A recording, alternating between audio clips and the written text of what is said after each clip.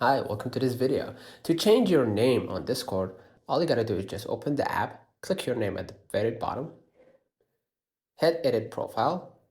First, to change the display name, change it to something else, right? And then hit save at the very top right, right?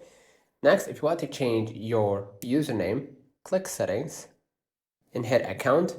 Gonna just cut this one out because there is a sensitive information inside the account settings. So I'm gonna get back to you afterwards.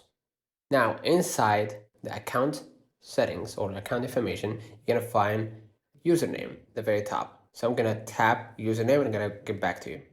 Now all you gotta do is just change your original username for something else, right? And then hit save. So that's how you change the Discord username or display name at the beginning. Lastly, changing your Discord username, right? So consider liking this video, subscribe, it really helps with the channel. Till next time, see you.